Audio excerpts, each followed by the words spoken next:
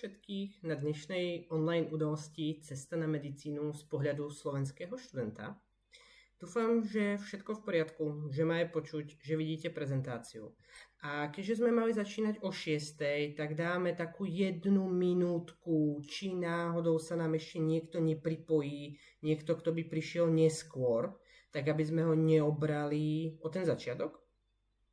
Takže chvíľočku ešte počkáme a za ten čas vás poprosím, aby ste si pripravili mobil, pretože to nebude tak ako v škole, že vám zakazujú, že nemôžete mať mobily, ale tu ich práve využijeme.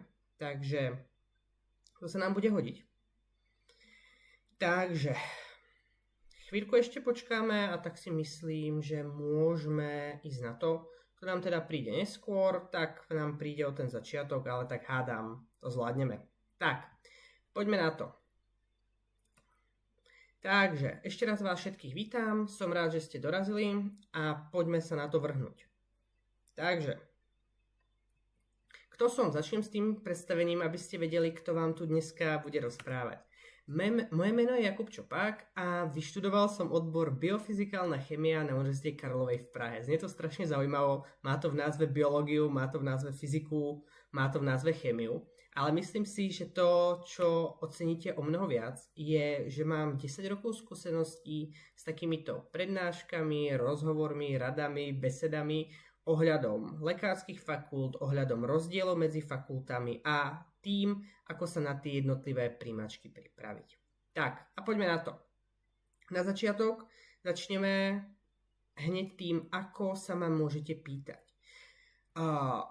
Posielal som to aj do e-mailu, pre istotu to zopakujem ešte raz. Ak si dáte stránku www.slido.com, tak tam môžete písať otázky a dôležité, aby sa tie otázky dostali ku mne, je, aby ste tam napísali tento kód a to je kód 007. Takže napísať kód 007 a potom jednoducho môžete pokladať otázky buď cez tlačidlo Ask, alebo to tam rovno píšete. Otázky sú anonymné, pokiaľ teda chcete, samozrejme je tam možno dať meno.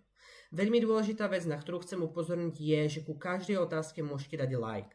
Môžete lajkovať svoju otázku, ktorú ste práve napísali a hociaké iné otázky. Tie otázky, ktoré majú najviac lajkov, sa zobrazujú na vrchu a na tie budem prvé odpovedať. A keby nám už nevyšiel čas na všetky otázky, tak pôjdem samozrejme od tých, ktoré majú najviac lajkov.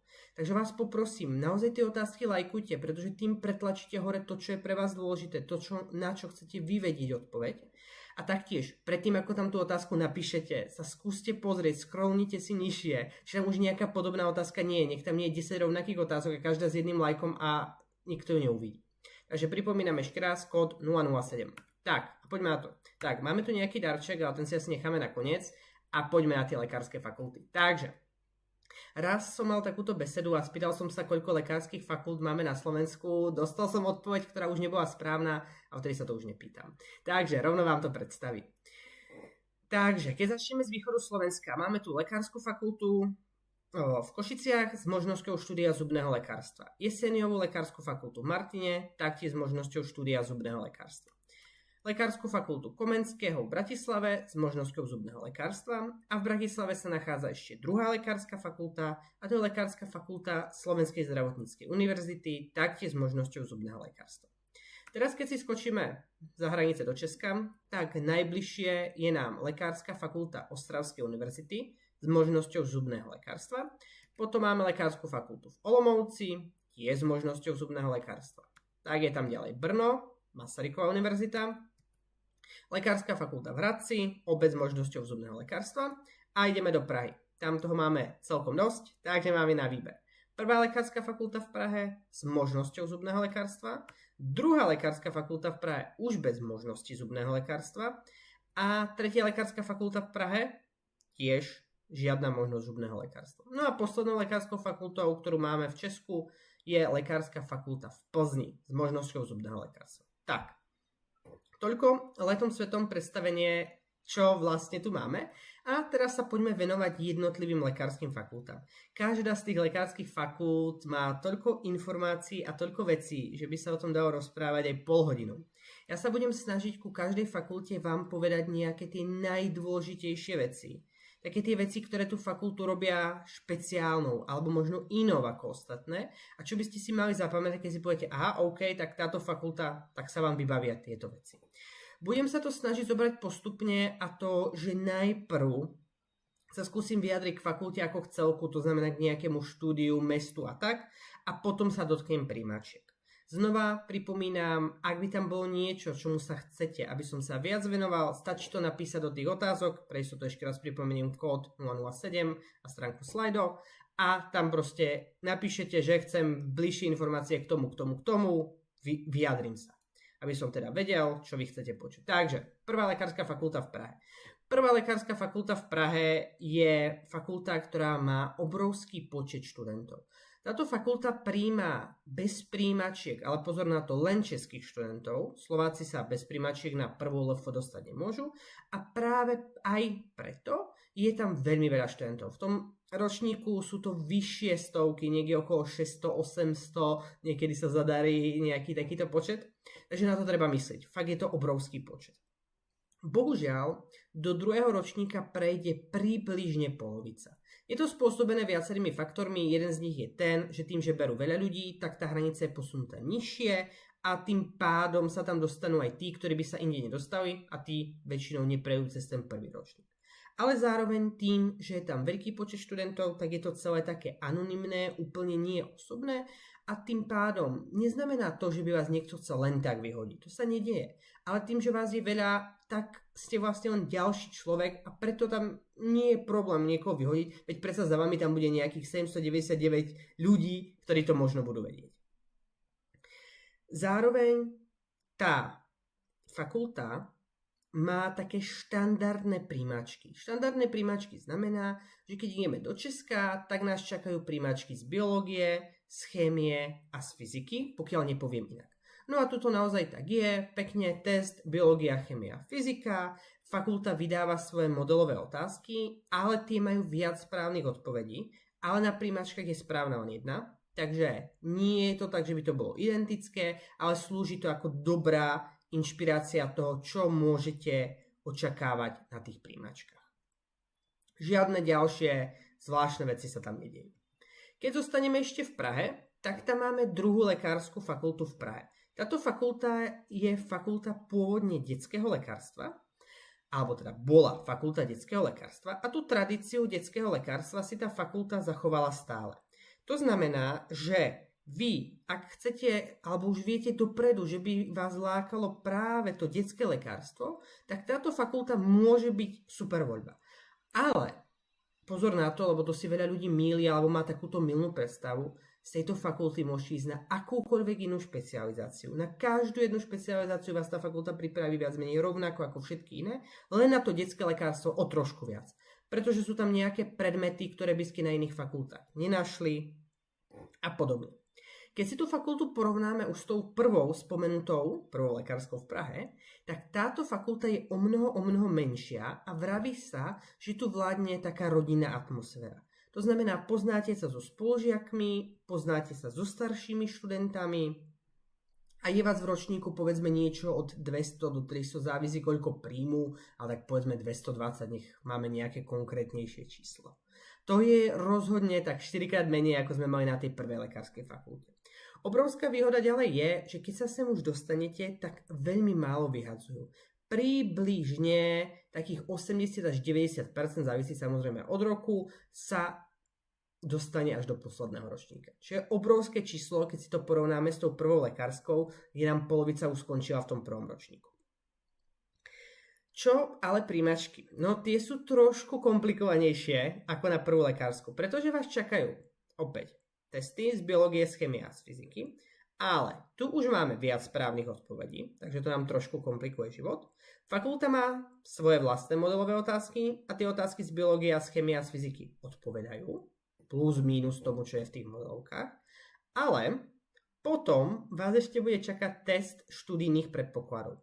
Pozor na to, ten test študijných predpokladov to nie je test od SCIA, je to test, ktorý si robí fakulta svoj vlastný a sú tam úlohy, ktoré sú založené na priestorovú predstavivosť, nejaké čítanie z grafov, nejaké slovné úlohy, logické úlohy a takéto veci. A keď toto zvládnete, tak na ďalší deň vás potom bude čakať ešte k tomu ústny pohovor. Na tom ústnom pohovore si vytiahnete 2 otázky, samozrejme spojené s medicínou, a diskutujete na túto tému s komisiou. Tak, to bola 2. Pokračujeme na 3. v Prahe, a teda 3. lekárskú fakultu. Táto fakulta má spoločné s druhou to, že tiež je to fakulta menšia s rodinnejším prístupom. Tiež tam nájdete porovnateľný počet študentov ako na 2, takže žiadna taká veľká masová anonymná ako prvá LF. A to, čo túto fakultu robí úplne inou ako všetky ostatné, je ten spôsob, ako sa tam učí. Pretože na všetkých ostatných fakultách, s výnimkou 2, ku ktorej sa ešte vrátim, sa vyučuje štandardne. Máte predmet anatómia, taký veľký predmet v prvom ročníku, ďalší predmet je histológia, spojená s embryológiou a podobne. A keď sa učíte, tak najprv máte z anatómie, to znamená, povedzme kostru, a preberiete celého človeka od hlavy k pete. Potom máte nejaké tkanivá a zasa od hlavy po petu. A idete vlastne po tých jednotlivých sústavách. Takto sa to učí na všetkých lekárskych fakultách s výnimkou 3. lekárskej. Na 3. lekárskej fakulte majú tzv. Modulový systém. Nie je dôležité si pamätať ten názov, dôležité si pamätať, čo tam vlastne od toho máte čakať. No a to znamená, že oni pospájali predmety, ktoré by ste inde mali ako samostatné predmety do jedného, a zároveň to už celé prepájajú. To znamená, že tu nebudete brať ako na iných fakultách najprv kostru a všetky kostry od hlavy po petu, ale tu si napríklad zoberiete ruku a rozoberiete ruku z hľadiska svalov, nervov, ciev, kosti a všetkého. Čiže nejdete po sústavách, ale idete po jednotlivých častiach tela. Čo je na jednej strane fajn, pretože sa vám to rozhodne lepšie prepojí a spojí. Na druhej strane niekto vraví, že je to náročnejšie, pretože to už musí prepájať. Zasa, nechám každého z vás, aby si vytvoril vlastný názor, čo si myslí, že je pre ňo lepšie, čo považuje za plus, čo považuje za mínus. Ja sa tu budem snažiť o všetkých tých fakultách hovoriť nejaké fakty, nie nejaké, že toto je najlepšie, toto je najhoršie, a ten názor si vytvorte vy sami.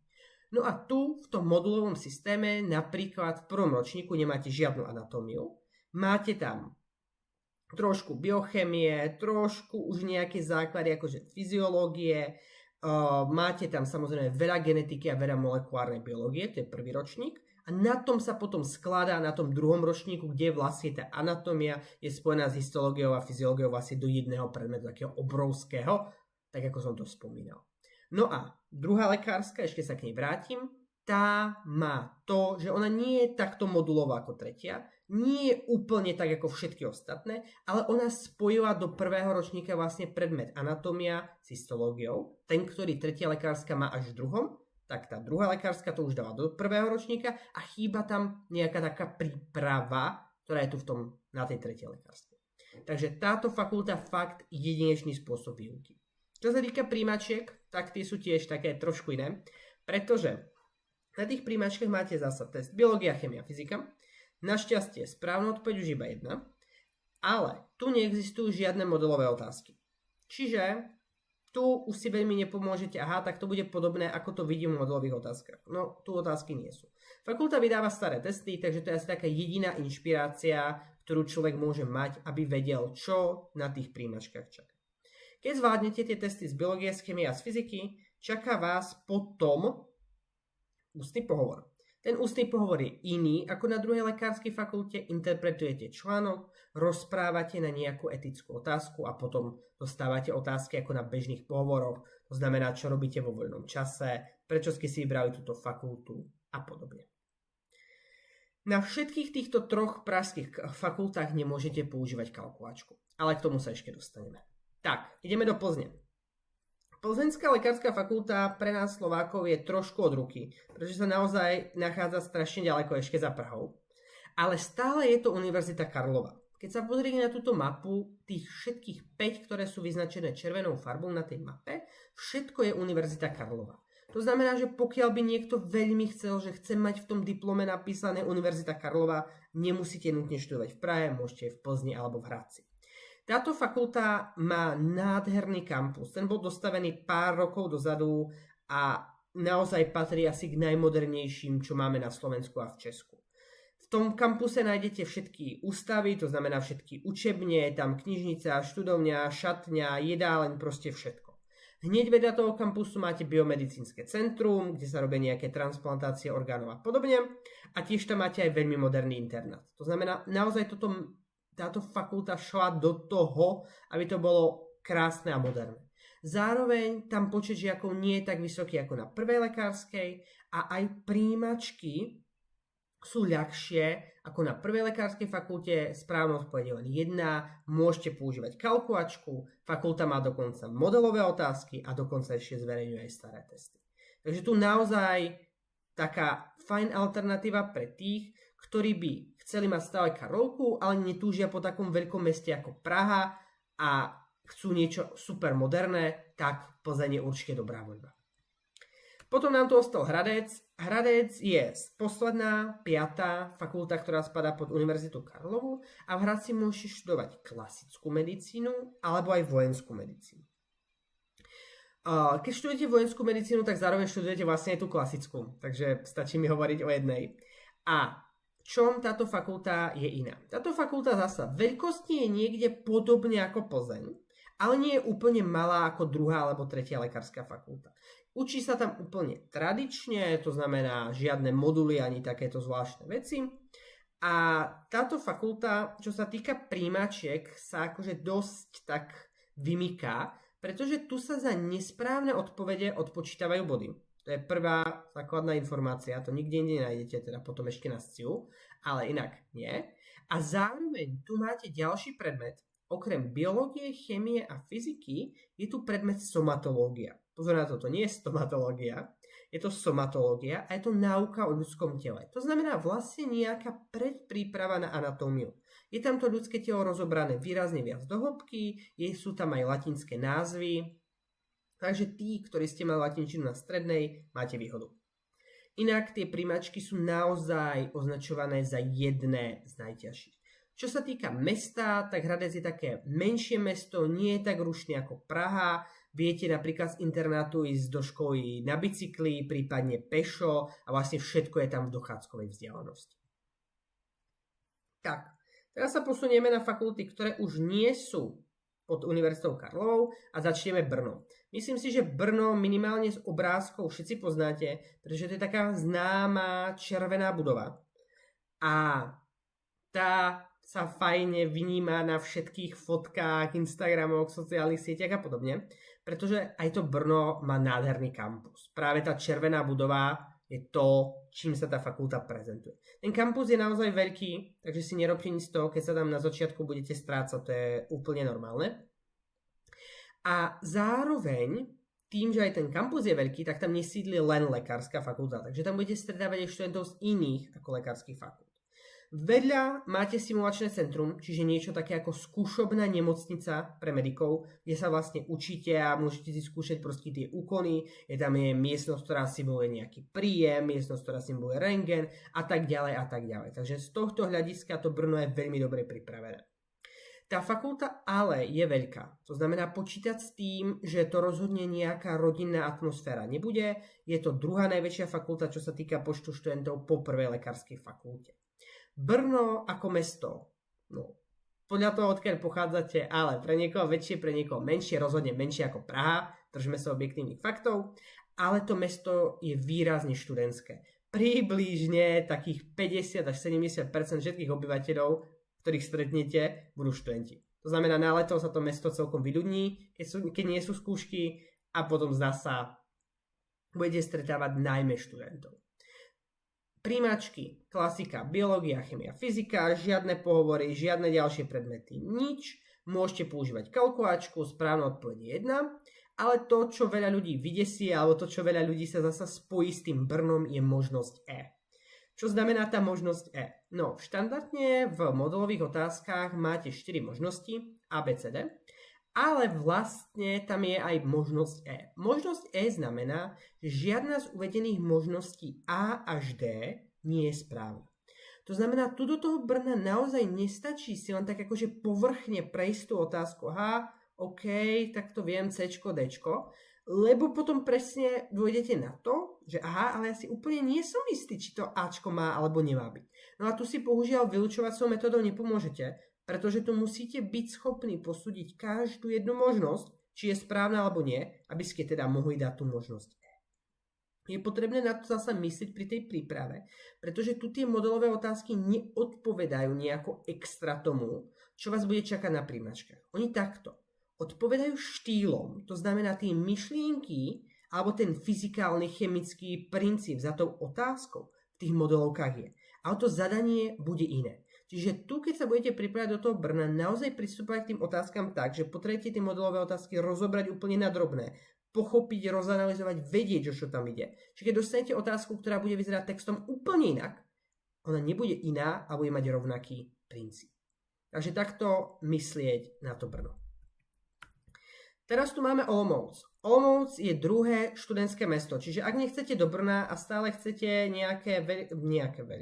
nejaké študentské mesto, tak Olomouc je výborná voľba, pretože v tom Olomouci máte zasa strašne veľa študentov, zasa viac ako polovica obyvateľov sú študenti a to mesto je strašne priateľské pre študentov. Máte tam veľmi veľa zliav na ISIC, to znamená či už do kaviárne, ja neviem, na pizzu alebo v rôznych ďalších obchodoch. Všade nájdete možnosť, som študent, dobre, dostane zľavu.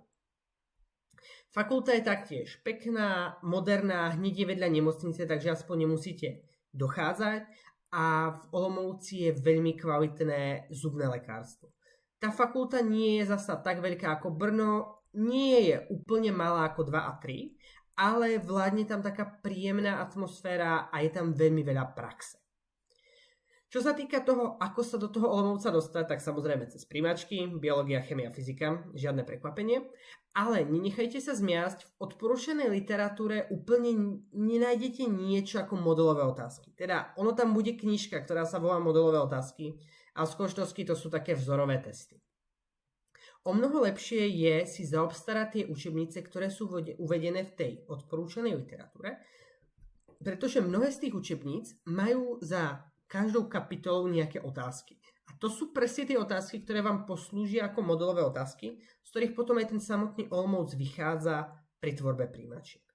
Pozor na to, tie príjmačky dávajú časovo výrazne zabrať, pretože máte na nich iba 60 minút. A za tých 60 minút musíte stihnúť 20 otázok z biológie, 20 z chémie, 20 z fyziky. To je teda minúta na otázku. Ale z tej chémie je tam 5 príkladov, aj z tej fyziky je tam 5 príkladov. Takže vlastne sa musíte naozaj ponáhľať, aby ste to stihli. Tak, poďme na Slovensko. Najväčšia lekárska fakulta na Slovensku je Lekárska fakulta Univerzity Komenského v Bratislave. To je nejaká taká analógia tej prvej lekárskej, ktorú máme v Prahe. To znamená veľká, nie úplne osobná, netreba tam čakať žiaden rodinný prístup a učí sa maximálne tradične. Zároveň tá fakulta prijíma veľa študentov, takže z toho vyplýva to, čo som vravel, že už je veľká. Čo sa týka príjmačiek, tak sem fakulta vydáva svoje vlastné modelové otázky. Minulý rok sa ten počet otázok znížil, už to nie je 1500, ale už iba 1000 otázok, takže máte 1000 otázok z biológie, 1000 z chémie, každá z nich má 8 možností a vy dostanete rovnaké otázky len so 4 možnosťami, samozrejme s poprehadzovanými na tých príjmačkách. Okrem biológie a chémie vás tu čaká VŠP. VŠP, alebo Všeobecné študijné predpoklady, je test, ktorý robí SCIO, znamená súkromná česká firma, a ten test má dve časti, analytická a verbálna. Vo verbálnej časti máte doplňať slova do vied, vzťahy medzi slovami, logické koherencie, čo vyplýva z textu. Je to taká celkom príprava aj na tú písomnú časť maturity, kde vás učia vlastne pracovať s textom. Závisí od toho, koľko vás pripravuje na tú maturitu v škole, ale komu proste ide, je ščítaný, má dobrú slovnú zásobu, tak by mu nemal robiť problém tá verbálna časť. To, čo robí väčšie problémy, je analytická časť, pretože to je matematika, ale nie je to taká matematika, že úplne základné úlohy, ale sú to väčšinou úlohy, pri ktorých treba porozmýšľať, niečo vytvoriť a nie je to úplne také počítanie, ako sa napríklad počíta na strednej škole. SCIO tvrdí, že na to stačí matematika základnej školy, čo by možno bola pravda tak pred 25 rokmi, ale rozhodne teraz to tak nie je. Takže toto všetko vás čaká na Lekárskej fakulte Univerzity Komenského, pokiaľ sa tam chcete dostať. Samozrejme, tie body sa vám šítajú z biológie, z chémie a všeobecných predpokladov, vytvorí sa hranica a ste tam. Zároveň je možnosť sem získať bonifikačné body. Tak, čo máme ďalej? Je druhá fakulta v Bratislave a to je Lekárska fakulta Slovenskej zdravotníckej univerzity. Táto fakulta je menej známa ako Komenského, lebo je zároveň menšia. Táto fakulta naozaj prijíma veľmi malý počet študentov aj na všeobecné, aj na zubné lekárstvo. Takže tu získate maximálnu rodinnú atmosféru. Je vás málo, to znamená, vidíte všetko, dostane sa na vás, nemáte problém s nejakým pretlakom pri praxiach v nemocniciach, že by na jedného lekára pripadalo príliš veľa žiakov. Môžete si tie veci akože vyskúšať a podobne. Na to, že je malá fakulta, tak pred pár roky mi zmodernizovala zubné lekárstvo, takže tam je všetko úplne nové. A čo je možno taká trošku nevýhoda, závisí od toho zasa, ako sa vy na to pozriete, sú tam bonifikačné body. A tie bonifikačné body sú výrazné. Uvidíme, čo sa teraz zmení do ďalšieho roku, ale v tomto roku to bolo 30 bonifikačných bodov. No a fungovalo to teda tak, že vy píšete zasa primáčky biológia, chémia, žiadne SCIO, žiadne nič ďalšie a k tomu výsledku sa vám teda pripočítajú tie bonifikačné body. No a minulý rok tá hranica bola tak vysoko, že na zubné lekárstvo, aj keby ste napísali tie testy na 100%, čiže bez chyby, by ste sa bez bonifikačných bodov nedostali a na všeobecné lekárstvo to bolo minimum ľudí. Tento rok tie body teda znížili, ale stále je vysoká šanca, že to dopadne tak, že na zubné lekárstvo sa bez bonifikačných bodov dostať nebude. A bonifikačné body potrebujete mať za priemer aj za predmetové olympiády. A je možné, že bez tých bonifikačných bodov to nepôjde ani so 100% výsledkom na to všeobecné. Možno pár ľudí, ktorí budú bez chyby, ale veľa ľudí nie. Takže tu je veľmi dôležité zvážiť, či splňate tie bonifikačné body. Samozrejme, keď ste, ja neviem, v druhom ročníku, v prvom ročníku, tak máte čas, vtedy sa to môže pomeniť, ale keď ste napríklad v treťom ročníku a ďalší rok vás to bude čakať, tak myslíte na to, aha, OK, sú tam tie bonifikačné body, veľmi to nesplňam alebo splňam a podľa toho si tie fakulty potom vybrať. Tak, presunieme sa na druhú časť, ostávajú nám posledné 3 fakulty a to je Ostrava. Ostrava je zasa taká malá fakulta, niečo ako SZU, nie úplne tak malá, ale zasa je to taký príklad malej, modernej fakulty, ktorá vznikla, ona už je dlhšie, ale všeobecné lekárstvo tam po prestávke pokračuje vlastne, tí prví absolventi ešte nedoštudovali po tej prestávke a zubné lekárstvo sa pridávalo vlastne pred minulý rok. Takže naozaj tu, keby ste chceli odchytiť nejakého absolventa tej novej éry, že ako to teda bolo, ako to prebiehalo, tak ešte veľmi nemáte čo. Inak tá fakulta naozaj pôsobí tak, že sa snaží, je naozaj moderná, dobre vybavená. Taktiež majú svoje vlastné simulačné centrum a majú veľmi veľa praxe. V ročníku vás je málo, nejakých 120-180 zase ako sa podarí, takže dokonca veľkostne je to ešte menej ako na druhú alebo tretiu lekárskú fakultu. Čo sa týka primačiek, tak sme znova v Česku, takže máte tam biológia, chémia, fyzika, ale ten test je také zasa špecifikum fakulty, sa píše priamo na fakulte a píše sa na počítačoch. To znamená, tam to zaklikáte, hneď vám to vyhodí výsledok a hneď viete svoje body. Neviete síce, či ste prijatí, ale viete si to aspoň porovnať z minulých rokov, že aha, OK, malo by to stačiť, nemalo by to stačiť a tak. Nájdete tam fakt všetko, aj rastliny, aj živočichy, úplne fakt naozaj všetko. Môžete používať kalkulačku, správna odpoveď je len jedna, ale dostávate náhodne generovaný test. To znamená, každý z vás dostane z tej databázy otázok, ktoré oni majú, nejaký test, takže niekto tam môže mať viac rastlín, niekto tam môže menej rastlín a podobne. Tak, no a už máme posledné 2 fakulty, tak ideme. Jeseňová lekárska fakulta v Martine. Tu príjmačky prebiehajú komplet formou SCIO testov.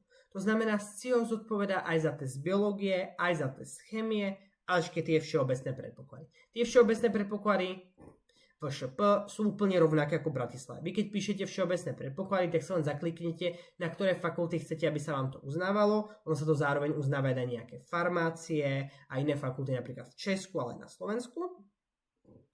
A píšete ten test teda iba raz.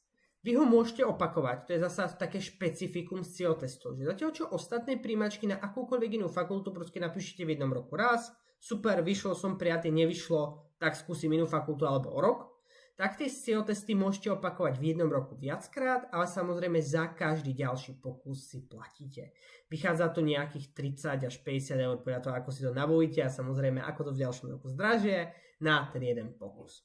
No a tým, že tá biológia nie je prispôsobená medicíne, tak je tam veľa rastlín, veľa živočíchov, proste ekológia, naozaj úplne všetko, čo z tej biológie vymyslíte a sú to asi jediné príjmačky, kde máte veľa obrázkov. Aj z chémie, aj z biológie. Takže na toto zasa myslieť v tom, Martine, že tie SCIO testy sú tak dosť logicky postavené, takže opäť to bude od vás chcieť nejaké také premýšľanie. A podobne je to aj v chémii, dá sa tam naozaj vyberať všetko možné. Je to akoby najmenej predvídateľné, čo na tých príjmačkách môžete čakať. No a keď sa hlásite aj na zubné lekárstvo, tak špecifikum Martina je to, že vás čaká praktická skúška na zubné lekárstvo. Na žiadnu inú fakultu vás nečaká praktická skúška na zubné lekárstvo, len do Martina. A to teda znamená, že vy tam prídete, tá skúška sa koná ešte pred skutočnými príjmačkami, teda nie súčasťou príjmačiek, ale pre tých klasických príjmačkovom čase, píše sa niekedy v marci alebo v apríli, prídete tam a vašou úlohou na tej praktickej skúške je podľa predlohy vymodelovať to, čo je na tej predlohe. To znamená, neviem, dostanete predlohu zuba, dostanete nejakú sádru a vy pomocou nástrojov, pravítok, ceruzky a ďalších vecí vyrezávate z toho odliadku, z toho kvádra ten zub. Hodnotí sa to, ako to bude vyzerať, čo sa týka podobnosti, veľkosti, proste všetkého. To sa porovná a podľa toho za to získavate body. Na to zubné lekárstvo prijímajú približne iba 10 ľudí, alebo teda 11. Takže naozaj potrebujete excelentný výsledok aj z tejto časti, aby ste sa tam dostali. No a poslednou fakultou, ktorú máme, je lekárska fakulta v Košiciach. Táto fakulta je zasa taká tradičná, nie úplne malá, ale zasa nie tak úplne obrovská ako Bratislava, ale stále by som mu radil k tým väčším. Žiadne špecifika, čo sa týka výuky, klasický spôsob, žiadne moduly, nič. Takže naozaj ako nič extra, také ultra špeciálne, čo by táto fakulta mala. Možno to je 5-ročné zubné lekárstvo, ale k tomu sa ešte dostaneme zasa. A táto fakulta má svoje modelové otázky, takže tu žiadne SCIO. V modelových otázkach má 1500 otázok z biológie, 1500 z chémie a zasa na tých príjmačkách si nájdete prakticky identické otázky. Trošku problém je ale to, že sú tu ťažké výpočty z chémie a používať sa kalkulačka nemôže. Takže zasa je potrebné na to myslieť pri tej príprave. Tak, takže takto nás to vyzeralo. A teraz sa poďme pozrieť na takú rýchlu rekapituláciu, pretože som vám povedal strašne veľa informácií. Znova hovorím, ak sa niečomu chcete venovať viac, pýtajte sa, píšte do tých otázok. A poďme na rýchlu rekapituláciu teraz. Budeme mať také 3 rekapitulačné slajdy. Kde všade môžeme študovať zubné lekárstvo? No keď chcete študovať zubné lekárstvo, tak v Prahe môžete iba na prvej lekárskej fakulte. Na dvojke, na trojke to nejde. No a potom to ide na všetkých ostatných fakultách. To znamená v Plzni, v Hradci, v Brne, v Ostrave, v Olomouci a na všetkých 4 slovenských fakultách. V Bratislave, jednej aj druhej, to znamená Komenského SZU, v Košiciach a v Martine.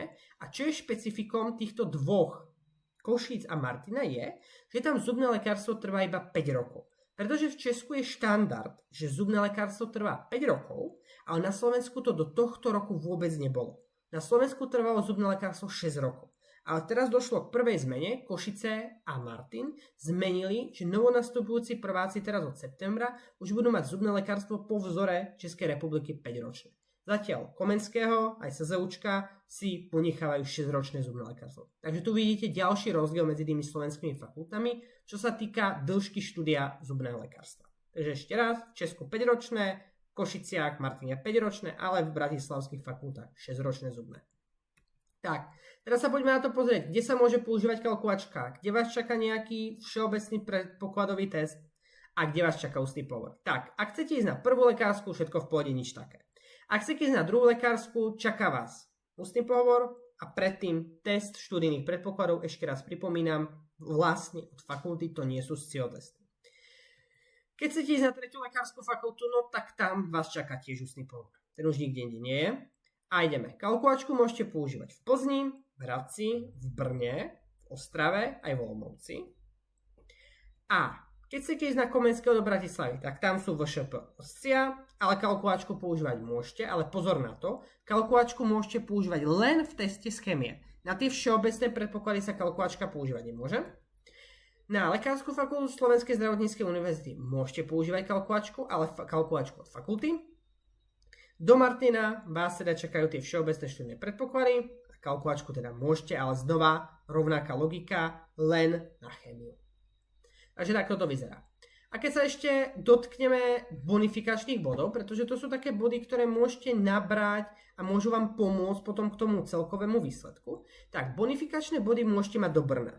Do Brna ich môžete mať za predmetové olympiády a jazykové certifikáty. Priamo na stránke je vypísané, aké umiestnenie, aký certifikát znamená koľko bodov, to nemá zmysel, aby som vám tu teraz hovoril. Ale ak sa vám podarí získať v súčte viac ako 10 bodov za tie bonifikácie, idete do Brna bez príjmačiek.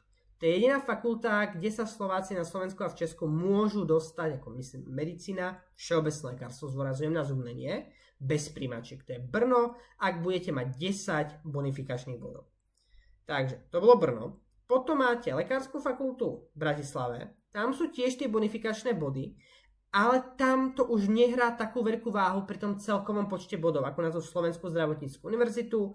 Do Bratislavy na UKčku môžete získať body za jazykové certifikáty a za umiestnenie v predmetových olympiádach. Čo sa týka Slovenskej zdravotníckej univerzity, tak jak som vravel, tiež bonifikačné body s veľkou váhou a tie dostávate za priemer známok alebo za predmetové olympiády. No a posledné body, alebo posledná fakulta, kde môžete získať body, je Jeseniová lekárska fakulta. Tam to ide za známky, olympiády, aj jazykové certifikáty. Takže takto to nejako vyzerá. No, a teraz si ešte zrekapitulujme, ako porovnáme tie fakulty podľa veľkosti. Podľa veľkosti v zmysle, koľko študentov je tam v tom prvom ročníku, koľko ich nastúpi. Neberte tieto obrázky ako úplne presné čísla, že teraz budete počítať, koľko ich tam je, ale zoberme si prvú lekárskú ako najväčšiu, takže tam si necháme všetkých študentov zelených.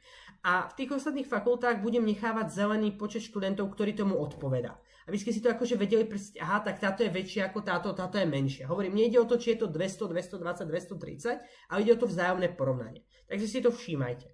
Druhá lekárska fakulta výrazne malá, máme tam vyfarbených iba 4. Tretia lekárska je trošku väčšia, ale na prvú sa vôbec nechytá. Plzeň je väčšia, výrazne. Ak tu máme Hradec, skoro ako Plzeň, trošku menší. Brno väčšie ako Plzeň.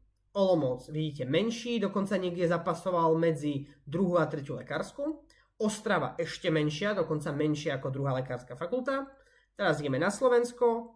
UKčka na Slovensku síce najväčšia, ale keď sa tak pozriete, tak sa počtovo chytá niekde v okolí toho Hradca alebo Plzne. Potom máme Slovenskú zdravotníckú univerzitu, to je úplne najmenšia, dokonca ešte tromfne aj Ostravu. Potom máme Martin, ten je veľkosti niekde ako Ostrava. A potom máme Košice, ktoré sú zasa niekde ako Plzeň, niekde možno ako tretia lekárska, čo sa týka počtu študentov. Takže takto to vyzerá, hovorím, nie na absolútne čísla, ale na vzájomné porovnanie. Tak. No a teraz, keď už som vám povedal, aké sú fakulty, aké sú tam rozdiely, ako tam prebiehajú primačky, tak poďme na dôležité veci. A to je, ako si vybrať tú fakultu. Pretože každému sedí niečo iné, každý od tej fakulty chce niečo iné. A nedá sa povedať, že toto je najlepšia fakulta, všetci choďte tam, alebo toto je najlepšia fakulta, tam nikdy nechoďte. Je to vec každého z vás, aby ste si ujasnili, kam a prečo. Ja vám sa tu budem snažiť ukázať nejakých pár vecí, ktoré by ste rozhodne mali zvážiť a premyslieť pri tom výbere. Úplne prvé by som povedal, je krajina.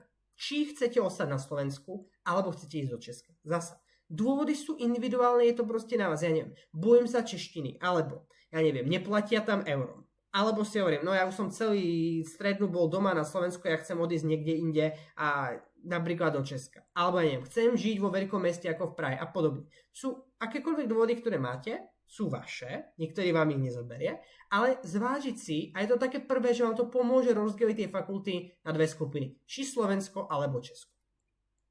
Ďalšie kritérium, ktoré by som rozhodne zvážil, je počet žiakov v ročníku. To ste videli na tom minulom slajde, že tie fakulty sú rôzne veľké. Niečo je viac anonymné, niečo je viac rodinnejšie, niekde sa viac poznáte, niekde budete mať viac takých socializačných, rodinnejších aktivít, niekde toho práve bude menej a tak ďalej a tak ďalej. Takže toto určite zvážiť, že či proste chcete byť na fakulte, kde sa budete strácať v dave, nikto vás nepozná, nikto od vás veľmi nič nechce, alebo chcete proste nejaké menšiu skupinu študentov a tak. Zasa nebudem hovoriť, čo je lepšie, pretože každý má iné kritéria, pre každé je lepšie niečo iné. Ďalšie kritérium, ktoré rozhodne zvážte, je vzdialenosť za mesto. Pretože vy síce idete na tú školu, idete študovať medicínu, ale to neznamená, že budete od rána do večera sedieť v tých knihách. Áno, medicína je náročná, bude vám brať veľa času, ale je dôležité, aby ste mali aj nejaké voľnočasové vyžitie.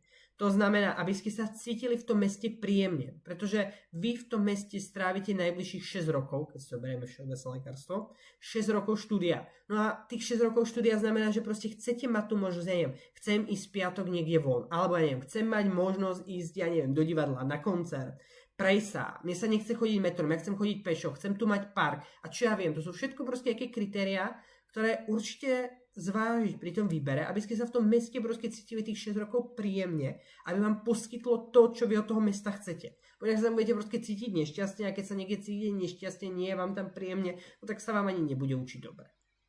Taktiež myslieť na to, ako ďaleko to máte od domu. To znamená, keď si vyberiem nejakú fakultu, ja neviem, chcem každý víkend chodiť domov, no tak si budete musieť vybrať fakultu, ktorá je blízko tomu, kde bývate.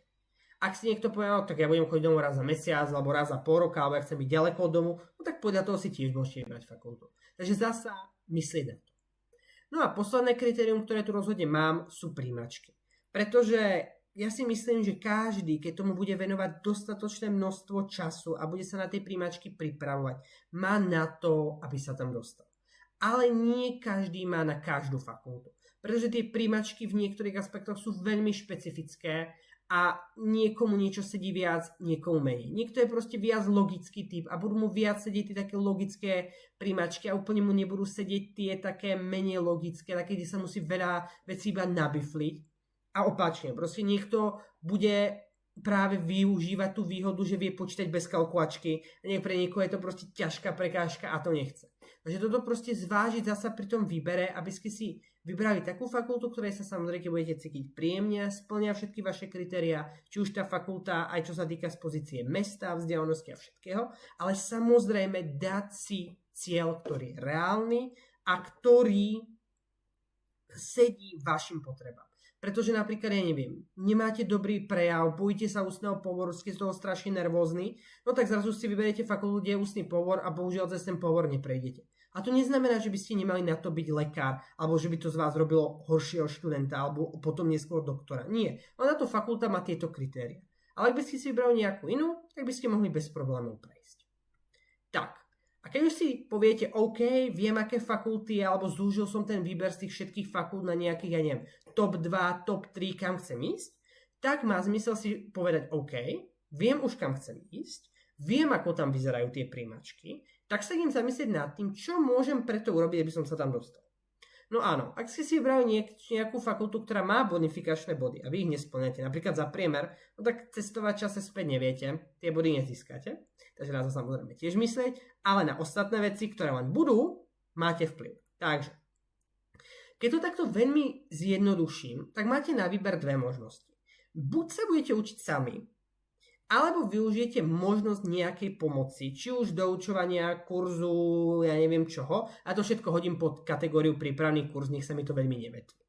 No a poďme si porovnať, v čom je rozdiel, čo prináša komu. Zasa, ja vám tu nebudem hovoriť, že jedno je dobré, druhé je zlé. To je rovnako ako s tou fakultou. Každý z nás má nejaké individuálne požiadavky, každý z nás má inú štartovaciu líniu a na to treba myslieť pri tom, ako sa na tú medicínu chceme dostať.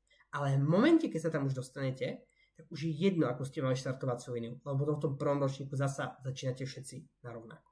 Takže, ak sa vyberiete cestou samoštúdia, je na vás, volá sa to samoštúdium, aby ste si všetko zistili. To znamená, buď ste tu a ma počúvate a veľa z toho si zapamätáte a viete, aké sú požiadavky tých daných fakult, alebo nie a potom to zostáva na vás, vždycky si, OK, ako to tam vyzerá, čo tam je, ako prebiehajú tie primáčky, sú aj rastliny z tej biológie a sú tam príklady z chémie a môžem kalkulačku a všetky tieto veci si treba zistiť.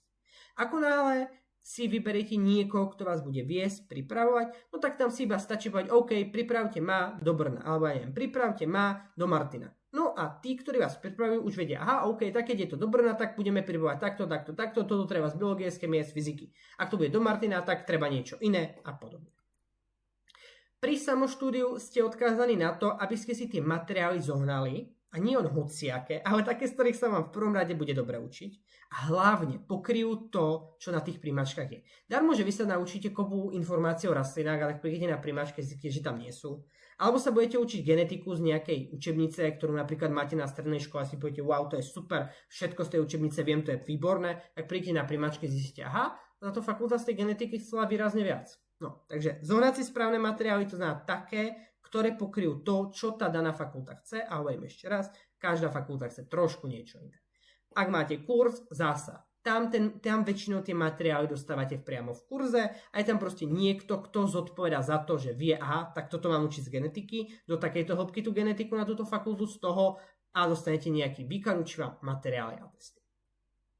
Keď sa učíte sami, tak hľadáte odpovede. To znamená, niečo vám nie je jasné, čítate tú knižku, tak buď googlite, alebo píšete niekde tú otázku, alebo máte možnosť sa spýtať v škole, starší spolužiaci a podobne.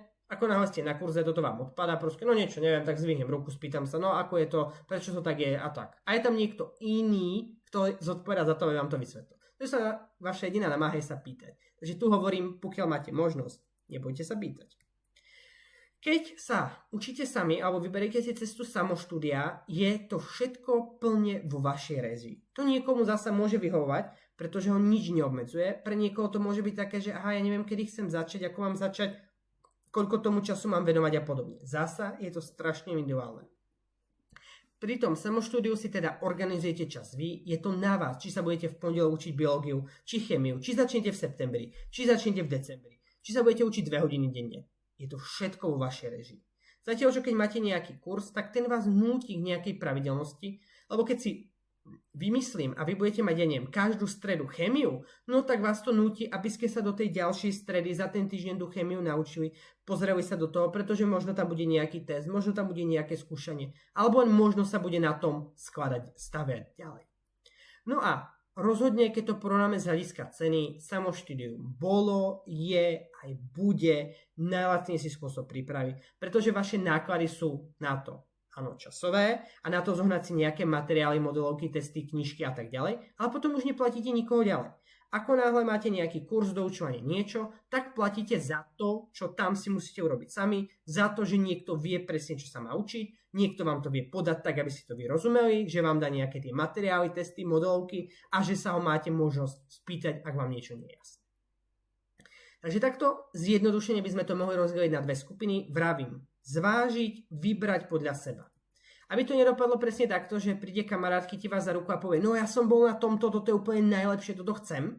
A potom vy tam pôjdete s ním, veď kamarát povedal, že to je dobré. A tak zistíte, mne to vôbec nevyhovuje, ako to je možné, veď kamarát vravel, že to bolo super. No, lebo každý má trošku inú štartovaciu liniu, niekto viac, niekto menej a podobne má iné požiadavky. Takže, keď si ešte rozbijeme tie veci nejakej pomoci prípravného kurzu, tak ich môžeme rozbiť na 3 skupiny.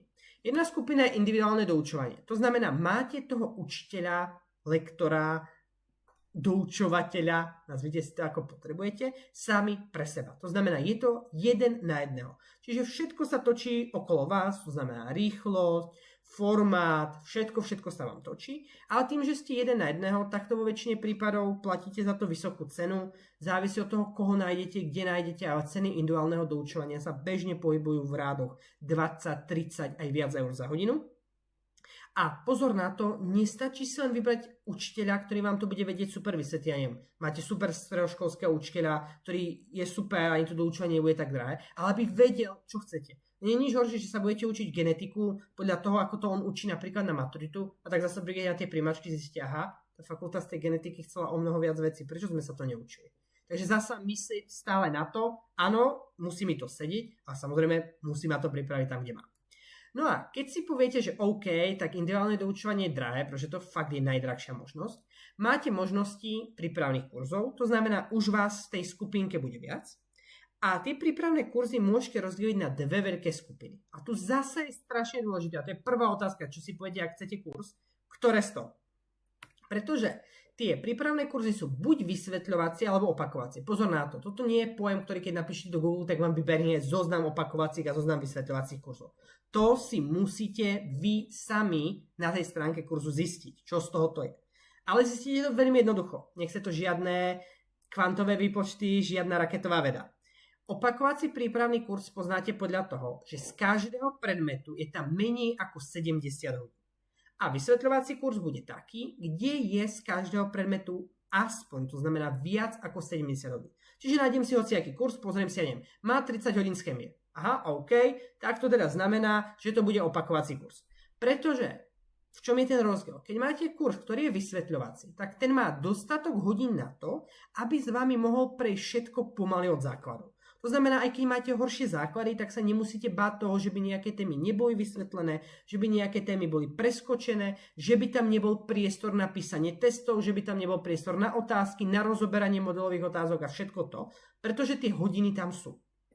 Zatiaľ, čo keď si dáte opakovací kurz, a je tam napríklad 30 hodín z chémie, tak za 30 hodín prebrať celú stredoškolskú chémiu na primačky je prakticky nemožné. To znamená, že nejaké ľahšie témy pôjdu na samoštúdium, pôjde sa v o mnoho rýchlejšom tempe, nezostane tam čas napríklad na prechádzanie modelových otázok, na písanie testov, to pôjde na doma a tak ďalej.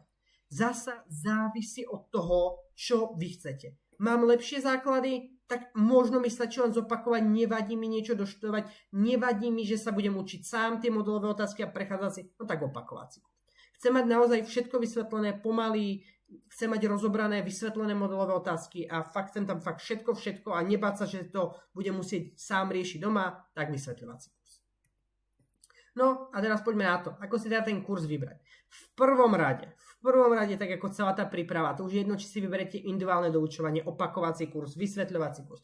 Vyberajte si odcieľenie. Pretože nie je nič horšie, ako sa učiť niečo, čo potom na tých primačkách nie je. A neviem, budete sa učiť rastliny, ak príkne na primačke, na rastlinej dane bola ani jedna otázka. Alebo, jak som spomínal, tú genetiku. Budete sa učiť genetiku, tak zistíte, tam je o mnoho ťažšia tá genetika, prečo sme sa to takto neučili? A tak ďalej. Takže fakt myslieť na to, že tie požiadavky fakult sú iné, či už rozsahom, niekde sú fakt tie rastliny, niekde nie sú, niekde sú živočichy, niekde je väčšia genetika, niekde z chémie sa musíte učiť takéto veci, niekde iné veci, niekde je fyzika viac počítacia, niekde je viac teoretická a podľa tohoto hneď si do tej prípravy, že tým si výrazne uľahčíte tú cestu na tie primačky a potom to prijať. Potom myslieť na počet ľudí na kurze. Rovnako ako sme si vraveli, myslieť na to, keď si vyberáte fakultu, či je väčšia alebo menšia, tak takisto myslieť na to, koľko ľudí budete mať na tom prípravnom kurze, keď si ho teda vyberiete. Ja tu uvádzam príklady skutočných prípravných kurzov, ak budete hľadať na internete, tie kurzy nájdete. Schválne tu nie sú uvedené názvy tých kurzov, ale sú tu ako príklady, aby ste si uvedomili, na čo všetko si potom dávať pozor pri tom kurze. Takže našiel som nejaký kurz, zistil som, že trvá 180 minút, to je v poriadku, a že na tom kurze je 200 ľudí. No to už sa mi tak trošku nepáči, pretože si predstavte tú situáciu, že učiteľ vám niečo vysvetľuje, vykladá a tak, a vy by ste sa chceli niečo spýtať. Podľa mňa je úplne normálne, uvidíme, koľko otázok ste si vy pre mňa pripravili na slajdo. Pripomínam kód 007 a si predstavte, že iba každý z vás, čo ste tu, by chcel jednu otázku. No a keby tá jedna otázka trvala iba minútu, no a tu máme 200 ľudí, no tak by ten učiteľ iba 200 minút odpovedal na otázky. No, ten kurz má iba 180 minút. Čo by sa tam stihlo prebrať? No tým pádom automaticky, keď mám v kurze 200 ľudí, no tak tam priestor na otázky nebude. To bude proste maximálne jednu rýchlu otázku, alebo možno nič a ideme ďalej. Takže tu samozrejme platí, čím menej ľudí, tým väčší priestor na otázky, tým väčší priestor sa nebáť, zastaviť, skočiť do toho, aj spoznať svojich spolužiakov. Takže tu myslieť na to, že keď vás bude v skupine 50, tak sa veľa pýtať nebudete. Ďalšia vec je, aby ste si ujasnili, či chcete kurz prezenčne alebo online. Každé má nejaké svoje špecifika. Poďme si napríklad zasa dať si nejaký kurz, ďalší mám tu príklad a keď si povedali, OK, ja budem cestovať na kurz, ale to je prezenčný kurz a to sú iba 2 hodiny vlakom z môjho mesta, to nie je také hrozné. No lenže nikdy to nie je len cesta vlakom. Okrem toho, že vlaky môžu meškať, vieme, ako nám chodia vlaky na Slovensku, tak sa na tú cestu musíte zbaviť, dôjsť na tú stanicu, zbaviť si veci, zo stanice dôjsť na to miesto, kde je ten kurz, tak povedzme nejaká hodina. No a keď takýto kurz trvá 12 dní, tak vy spolu precestujete 36 hodín, to je deň a pol, ktorý ste precestovali, a to je iba 12-dňový kurz. Si predstavte, že máte kurz, ktorý trvá pol roka. Tak vy pomaly polku toho času strávite niekde cestovaním. Áno, môžete povedať, že sa budem učiť vo vlaku. Áno, to samozrejme môže, ale nie vždy sa každému učí vo vlaku, nie každého to baví a tak. Ako náhle máte kurz online, ako napríklad máme online aj my túto prednášku, keby som povedal, že táto prednáška bude osobne, ja neviem, v nejakom meste, tak vás určite nepríde toľko, ako vás prišlo dnes. Takže myslieť na to. A vo väčšine prípadov, ak kurz máte online, tak sú z toho vyhotované záznamy a môžete sa k tomu vrátiť opakovane počas toho kurzu, zatiaľ čo z prezenčného veľmi nie. Ale hovorím, každému vyhovuje niečo. Potom myslieť na celkový počet hodín na kurze. To je presne to, čo vám povie, či ten kurz je vysvetľovací alebo opakovací. A vy keď si v momente ujasníte, či chcem vysvetľovací alebo opakovací, tak to je tá prvá vec. Proste otvorím si stránku nejakého kurzu, pozriem na počet hodín. Aha, to je opakovací kurz, ja som chcel vysvetľovací. Zatváram. Aha, to je opakovací, dobré, dám si ho do nejakého porovnania, to chcem ešte zvážiť. Takže takto je prvá vec, podľa čoho si to fakt vybrať. Takže zasa, našiel som nejaký kurz, aby ste videli, ako to mám robiť, našiel som nejaký kurz, zistím, že kurz trvá 21 dní, dobré, každý deň sa učí po 3 hodiny, tak 21 x 3, máme dokopy 63 hodín. Je to nejaký kurz na prípravu do Česka, takže tam myslím na to, že existujú 3 predmety, biológia, chémia, fyzika, takže preto to ešte predelím 3 a získavam, že tu je, 21 hodín na predmet. No a v tomto bode viem, to je 21. Tá hranica bola 70 medzi vysvetľovacím a opakovacím kurzom. No, takže to znamená, to je 21. Takže to bude opakovací kurz. A to bude ultra extra rýchly opakovací kurz. Pretože naozaj vy môžete mať najlepšieho učiteľa na svete, ktorý vysvetľuje najlepšie chémiu alebo akýkoľvek iný predmet. Ale keď on raz tam nemá ten čas, aby všetko vysvetlil, aby niečo nezanedbal, aby nejaké súvislosti nezatajil, lebo to proste nestial, tak to za tých 20 hodín nestihne. Takže v tomto kurze by to bolo, OK, je to opakovací kurz, chcem ho, dobre, premýšľam, porovnávam, čítam recenzie a tak ďalej. Nie je?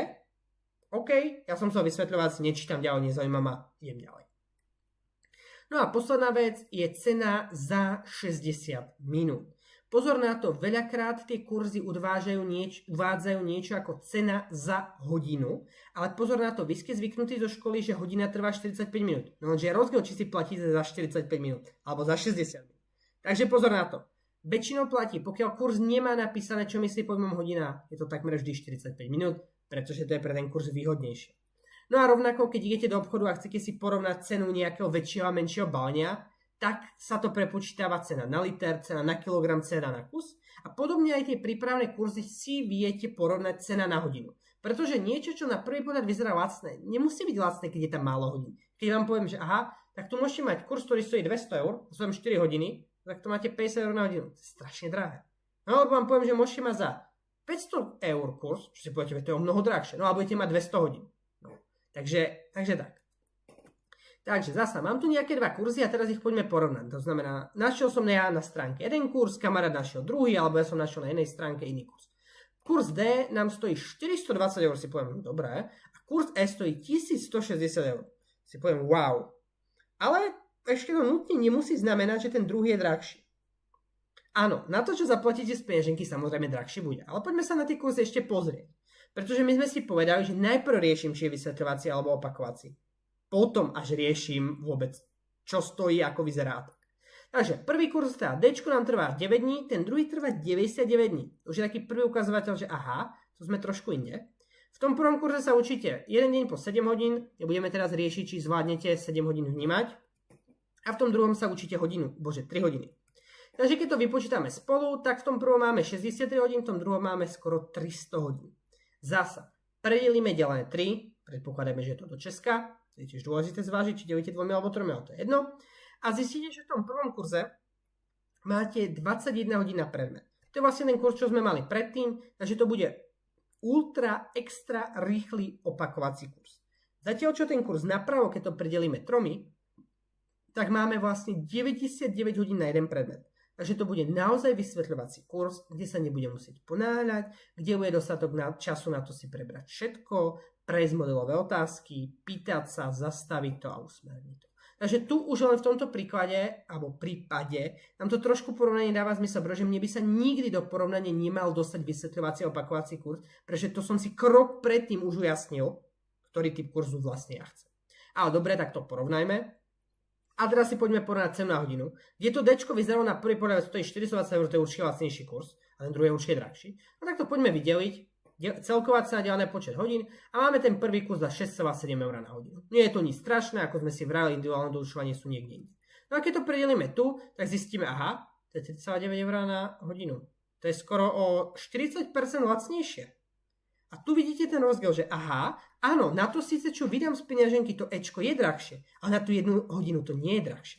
A ono to väčšinou aj tak vychádza, že tie kurzy, ktoré majú dlhšie trvanie, sú v prepočte na hodinu lacnejšie, pretože tie sa snažia tú cenu stlačiť najnižšie, ako to ide, pretože oni tam majú veľa hodín, preto vy platíte veľa, ale zmysel za to, že tam máte veľa hodín. Nie, že by ste veľa platili za tú jednu hodinu. Zatiaľ, čo keď sú kurzy kratšie, tak tam si môžu dovoliť tú cenu za hodinu dať väčšiu, pretože to v súčke stále dá menšiu cenu. A keď vidíte nejaký taký kurz, ktorý vám príde, aha, tak 1100 eur, ja akože takto nemám, tu neviem ako zaplatiť, tak väčšinou tie kurzy sú možnosť platiť na splátky. To znamená, neplatíte naraz 1600 eur, ale proste rozdelíte si to, ja neviem, vo forme mesačných, polročných, trojmesačných nejakých takýchto splátok. Buď to ten kurz má priamo na stránke, alebo sa nebudete proste povedať, OK, mám záujem o váš kurz, šlo by to rozdeliť na splátky a podobne. A už zrazu, keď to budete platiť, neviem, 100 mesačne, už to nebude tak strašné, ako vy máte naraz na to.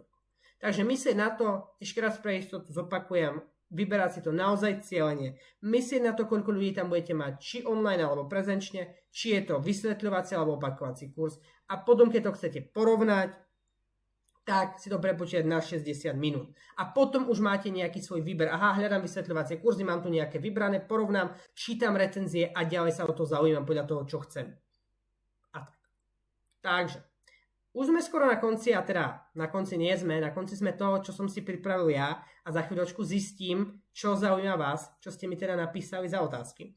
Takže, ak sa vám prednáška páčila, budem strašne rád, ak nám dáte like, follow na naše sociálne siete, nájdete nás pod názvom Na medicínu, nájdete nás na Instagrame, TikToku a Facebooku, takže si môžete vybrať, čo sa vám páči, aký štýl obsahu chcete, alebo keď si do webu dáte www.namedicinu.sk, tak tam získate mnoho užitočných informácií o fakultách, ale k tomu sa ešte dostaneme. Teraz poďme na tie vaše otázky. Takže ešte raz pripomínam, že ten kód bol 007 a bolo to Slido.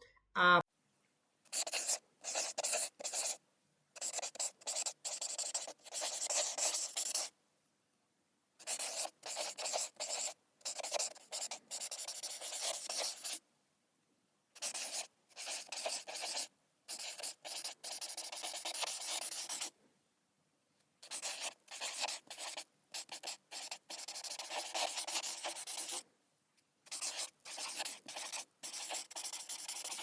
čo mám hneď v prvej otázke. Čo som myslel tým, že sa učí maximálne tradične? Myslel som to tak, že je tam v prvom ročníku predmet anatómia, je tam predmet histológia, je tam predmet fyziológia a nie je to nejako pospájané do tých modulov, ako to má napríklad 3. lekárska fakulta. Nie je to len o tom, že by to bolo len v Bratislave. Tento tradičný systém, ako nazývam ja, je aj na iných fakultách. Takže takto som to myslel, že tam nie je ten modulový systém, ako napríklad na 3. LF. Druhá otázka je, či doučujú aj študenti medicíny ako ja, lebo doučovať by mali iba tí, ktorí medicínou neprešli. Prešli. Tu by som chcel autora otázky trošku poopraviť, že nemyslím si, že len človek, ktorý prešiel medicínou, by mal doučovať medicínu, pretože napríklad taká fyzika na medicíne je len v predmete biofyzika, ale človek, ktorý napríklad vyštudoval fyziku na matfize alebo na prírodovedeckej fakulte, vie tú fyziku určite lepšie. Áno, nemá anatómiu, nemá histológiu, ale vy na príjmačkách nerobíte príjimačky z anatómie. Nerobíte príjimačky z histológie, ale z tej fyziky.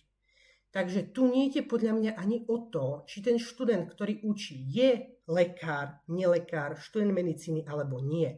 Ale dôležité je, čo vie, ako tie predmety vie a či tie predmety dokáže vysvetliť tak, aby pripravil toho študenta na tie príjmačky na tú medicínu, aby to ten študent pochopil a aby tie príjmačky zvládol. Dá sa nejako objektívne garantovať kvalita lektorov? Netuším, ako objektívne dokážu garantovať, nauč sa pomáhať lektorov, pretože je veľmi neobjektívne zneužívať takýto stream na propagáciu nejakého kurzu, napríklad kurzu Nauč sa pomáhať.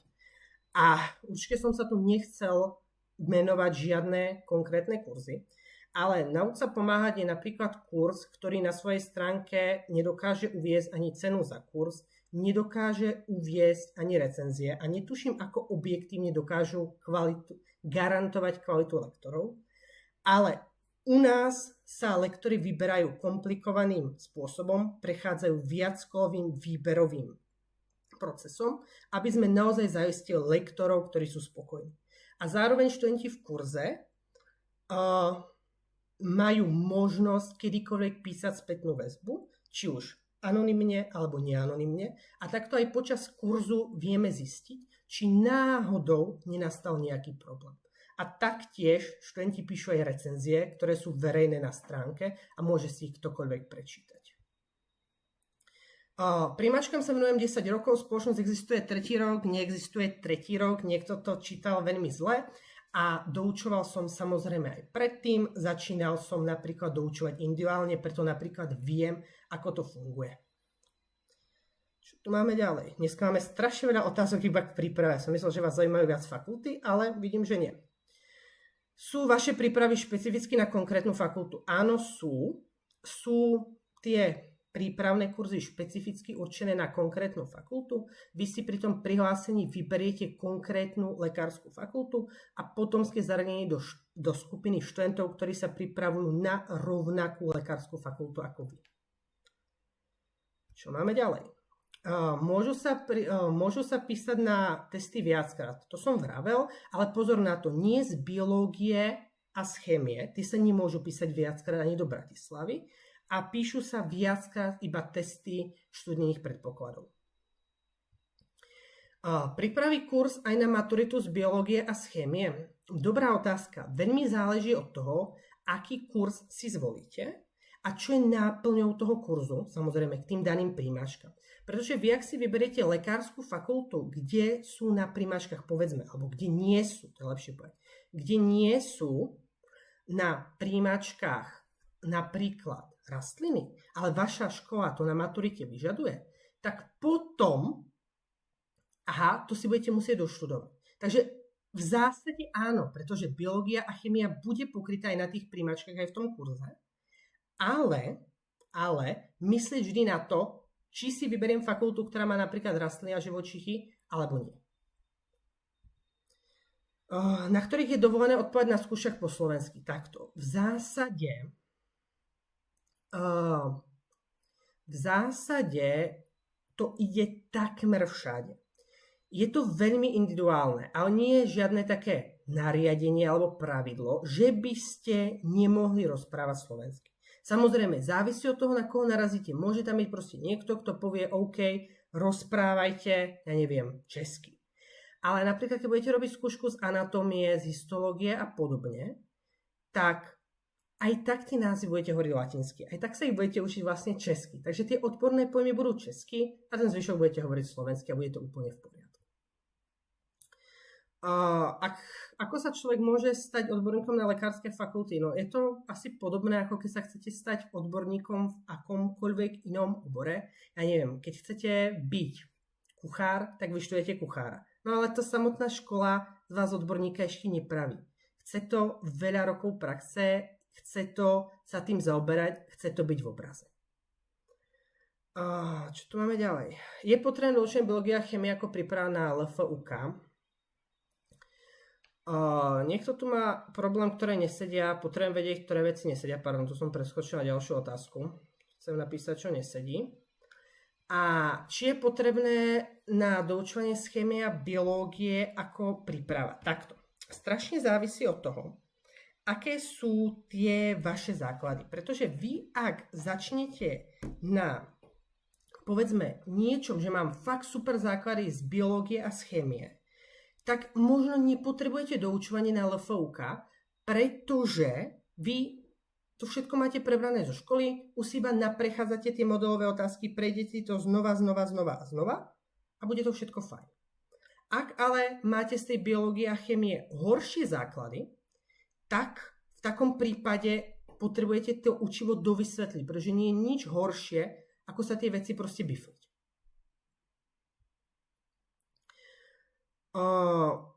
Čo tu máme ďalej? Sú primačky na LFUK úplne totožné? Áno, sú naozaj úplne totožné. V tomto roku boli, čo bude v ďalšom roku. Veštiacu guľu nikto nemá, ale nepredpokladám, že by sa niečo menilo. Na ktorú fakultu je najľahšie sa dostať? No, to je veľmi ťažká otázka. Pretože, ako som vravel, nie je ani odpoveď na otázku, ktorá fakulta je najlepšia, ktorá fakulta je najhoršia. Ale ide o to, čo sedí vám. A rovnako je to aj tu. Niekomu príde, že aha, tak najľahšie je tak, kde sa vlastne prejdem iba tie modelové otázky a mám tu istotu, že presne tie isté modelové otázky budú potom na príjmačkách. Niekde, alebo pre niekoho príde, že aha, tak pre mňa je lepšie, keď tam žiadne modelové otázky nie sú, lebo ja sa skôr nechcem žiadne modelové otázky učiť a chcem mať lepšie, alebo mám širšie základy, mám lepšie logické myslenie a chcem to prepájať. Takže takto je to akože veľmi ťažké povedať, čo je najľahšie, lebo pre každého sedí niečo iné. Ale väčšinou pre študentov sú ľahšie tie fakulty, kde je väčšia podobnosť s modelovými otázkami a kde sa môže používať kalkulačka. Túto ďalšiu otázku som už odpovedal. Nevyučujú u nás len doktori a medici, vyučujú u nás všetci tí, ktorí prešli komplikovaným výberovým konaním a preukázali dostatočné znalosti a schopnosti učiť. Tak, 70 hodín, odkiaľ som to nabral. Samozrejme, že ide o efektivitu. A niekto môže mať samozrejme dlhší kurz a nemusí byť efektívnejší, to je úplne v poriadku, ale ide o to len, že si zoberte napríklad, koľko hodín chémie máte za celú strednú školu. Niekto možno má 1 hodinu v prvom ročníku, 2 v druhom, 2 v treťom, 1 v treťom a 1 v štvrtom a skúste si to takto spočítať. Vynásobte si to krát počet hodín za ten daný rok, potom krát tie roky a zistíte, koľko hodín chémie, biológie alebo fyziky ste mali za rok. Potom, koľko to vidie za tie 4 roky. No a teraz si predstavte, že vlastne celé to učivo, ktoré vás učili za 4 roky, sa vás snažia niekde na nejakom kurze naučiť. No a nechcete ako chcete, môžete mať najväčšiu efektivitu, najlepšie učiteľa na svete, ale keď raz je toho učiva nejaké množstvo, tak nejde rozprávať rýchlosťou svetla, aby ste prebrali všetko. Takže tá 70 vznikla na základe toho, že ako asi by sa to mohlo stieť. Samozrejme, môžete nájsť kurz, ktorý bude mať, 60 hodín a bude možno vysvetľovať si, ale asi pôjdu rýchlejšie. Keď budete mať 80, môže ísť pomalšie. Áno, môžete nájsť kurz, ktorý bude mať 5000 hodín, no tak tam asi veľa toho už robiť nebudú, lebo nebudú efektívni. Či toto video bude verejné na pozretie, môžem ho nechať verejne, ak je o to záujem, môže ostať. A pôjdeme po otázky, ktoré majú 5 lajkov. Nech vás tu zasa nezdržím veľmi, veľmi dlho. Takže lajkujte otázky, aby ste hore pretlačili to, čo chcete. Čo bude mať po 5 lajkov, už necháme, nech zasa vás tu nezdržiavam príliš dlho. Či je v poriadku si posielať prihlášku aj na inú vysokú školu ako plán B? Za mňa určite. A ono je veľmi dôležité si vlastne ujasniť, že čo chcete. Samozrejme, asi väčšina z vás by chcela ísť na tú medicínu, prečo ste tu. Ale keby to nevyšlo, čo s tým urobiť? Sú dve možnosti. Ja som skôr zastanca toho, že ak je naozaj medicína to, čo chcete, a neviete si predstaviť seba ani neviem ako laboranta, alebo neviem na prírodovede, alebo ako učiteľa a tak ďalej, tak by som ten ďalší rok, keby sa to náhodou nepodarilo, zostal doma a učil sa ešte raz. Pretože keď už budete doma, tak už sa to neučíte na dvakrát, učíte sa to na dvakrát, už tam nie je tá škola, máte viac času a pravdepodobne to na ten druhý pokus to pravdepodobne vyjde. Čo sa týka toho, že je to také, že aj chcem ísť na medicínu, ale možno by som išiel na niečo iné. No dá sa, ale záleží. Proste musíte sa na tej inej fakulte tiež cítiť v pohode. Nie je len o to, že dám si nejakú náhodnú poistku a potom vlastne na tá škola ma nebude baviť a vlastne to nechcem študovať, len som si to dal. V takom prípade to nie je úplne podľa mňa najlepšie riešenie. Ale pokiaľ je to také, ja neviem, chcem ísť na medicínu, ale zároveň si viem predstaviť, že pôjdem na učiteľstvo a keď mi vyjde druhé, tak dám plán B, to je úplne v poriadku. Čo sa nám tu dostalo? Z čoho sa mám pripravať na primačky na JLF? No, na JLF sa potrebujete za mňa pripravovať z kníh, ktoré sú v české, pretože SCIO je česká firma, takže vychádza z toho, čo je bežným štandardom na českých školách. A tam by som odporúčal české knihy, ktoré sú zároveň odporúčané aj na iné fakulty. A to je napríklad z biológie by som možno siahol po knižke, volá sa autor je Kočárek, to je genetika a je aj biológia človeka. Z chémie by som asi išiel do knižky Eva Streblová. A z fyziky, tam je přehled stredoškolské fyziky, dá sa táto knižka, ale to do Martina nepotrebujete, to už hovorím na iné fakulty. Čiže takto nejako by som tú biológiu a chémiu cieľil. Ale hovorím, to je naozaj veľmi rozsiahle, takže akože čokoľvek zoberiete a čokoľvek sa naučíte, zvyšujete tú svoju šancu, že by to tam akože mohlo byť. Čo tu máme ďalej? Ako sú odlišné tieto? Primačky na SZU majú menej modelových otázok. Modelové otázky na SZU majú menej tých otázok. V každej otázke sú len 4 možnosti, takže je tam o mnoho menší počet tých možností. Zatiaľ, čo LFUK majú v každej otázke 8. Čo sa týka potom tých príjmačiek už na samotných, tak LFUK tým pádom vyberá z väčšieho počtu otázok, SZU vyberá z menšieho počtu otázok. SZU dáva stále identické otázky, tak ako LFUK, ale SZU zvykne meniť čísla v tých jednotlivých príkladoch, zatiaľ čo LFUK to tam dáva rovnako. Teraz mi tá otázka prepadla, že ona sa nám tu dostane, ale ju odpoviem. A tak. A potom už neviem, už to vidím. A v čom sa to líši? No líši sa to v tom, že na čo budete zameraní. Napríklad na LFUK je z rastlín a živočíchov úplne minimum na tých primačkách, ktorý som povedal, že skoro to tam nie je. Čo sú zo SZU, napríklad tie rastliny sú tam a nie v malej miere zastúpené. Takže ono sa to vlastne líši v tom, čo za učivo budete mať preberané v tom danom kurze, pokiaľ teda máte nejaký cieľný kurz na jednotlivú fakultu. Nie je tam v prvom ročníku predmet histológia ani fyziológia. Netuším, na ktorú fakultu sa to viaže, takže bohužiaľ neviem zodpovedať, ale asi to malo byť tretej lekárskej. Nie som si istý, na čo cieli táto otázka, takže nemôžem zodpovedať. Ktoré české fakulty berú slovenských študentov bez príjmačiek? Len Brno. Ak chcete ísť teda na všeobecné lekárstvo, nebudeme sa teraz baviť o nejakom učiteľstve, farmácii a týchto veciach, zostaneme len pri medicíne, tak jediná možnosť pre slovenských študentov na všeobecné lekárstvo je ísť bez príjmačiek do Brna. Na zuby kam. Oplatí sa viac súkromné doučovanie počas 3. alebo stačia prípravné kurzy? Takto. Ku konkrétnym prípravným kurzom sa zasa budem vyjadrovať tak, ako som sa vyjadril ku kurzom. Pozrite si ten kurz. Otvorte si stránku toho kurzu. Ja tu nebudem hovoriť, že je najlepší, je najhorší. Otvorte si stránku toho kurzu a pozrite sa v prvom rade, koľko poskytuje hodín. Potom, koľko vás bude na kurze. A pozrite si, OK, je to vysvetľovací kurz, je to opakovací kurz, je to, čo hľadám. Bude mi to stačiť? Nebude mi to stačiť. Akú to má náplň toho kurzu? Vysvetľuje sa tam, alebo nevysvetľuje. Takže tak by som si povedala k tomu kurzu od LFUK. Ono, ak chcete niekoho, kto ten kurz absolvoval, tak ten blog sa volá asi Skoro Medic, nejak tak sa volá jedna slečna a tá absolvovala kurz od LFUK a ešte nejaké ďalšie a ono tam pekne porovnáva a vysvetľuje, čo v tom kurze je.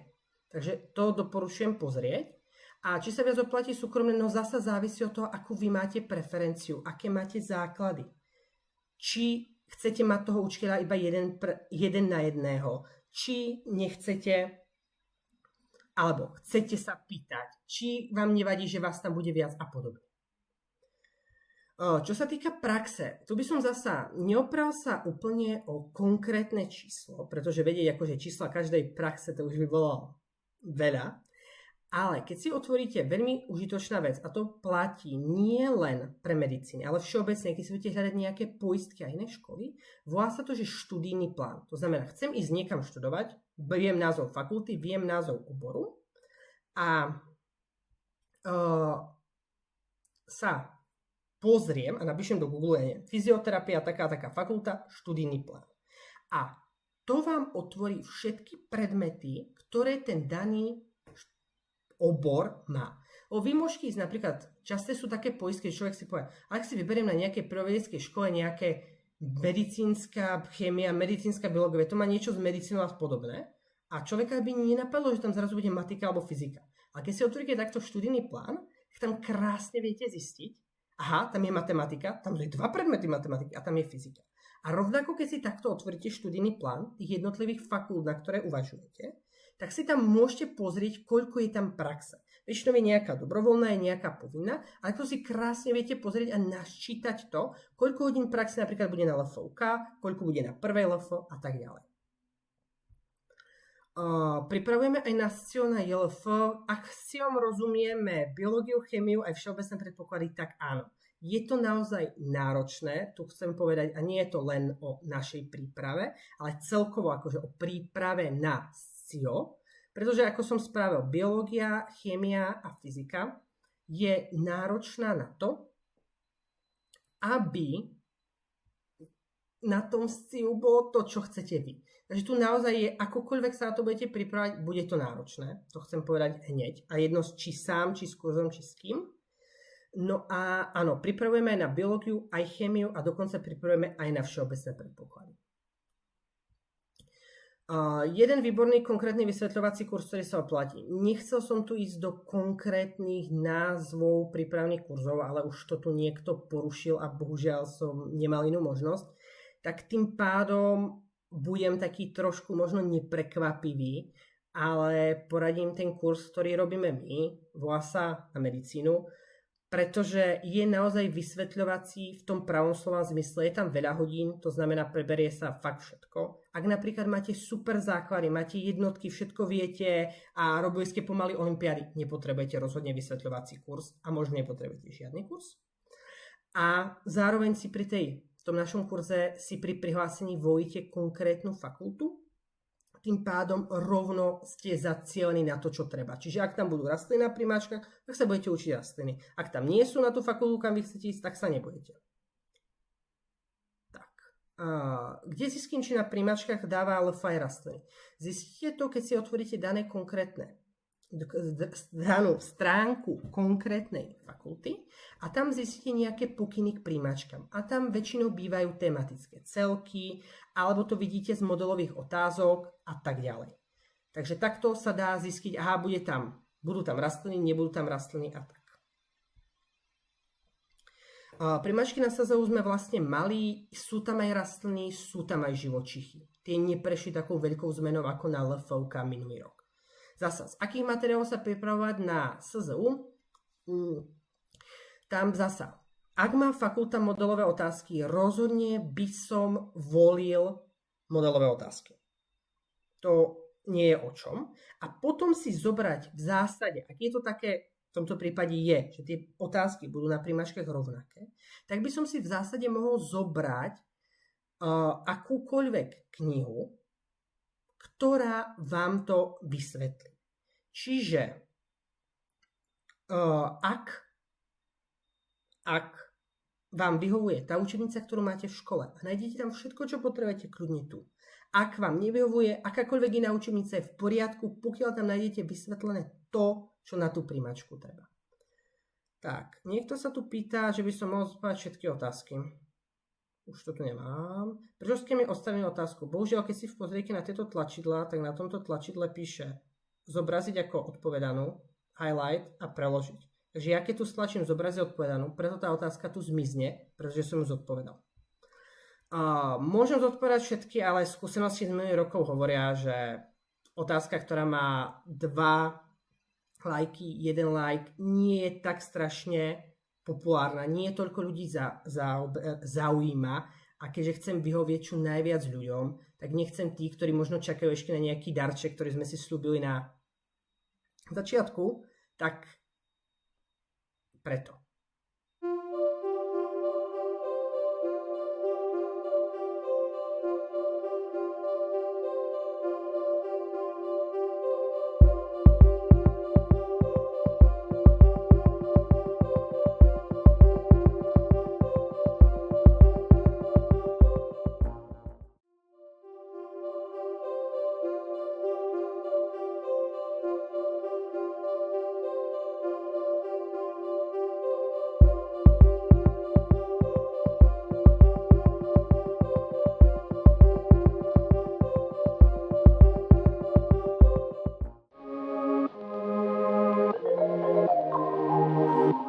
That I'm the queen of overthinking. It's like we're done before. Takže toto sme zvládli. Otázky sme zvládli. Dúfam, že ste boli spokojní. Tí, ktorí ste neboli spokojní, presne to, čo ste mi tam vravili, že no a prečo nezodpoviem všetky otázky?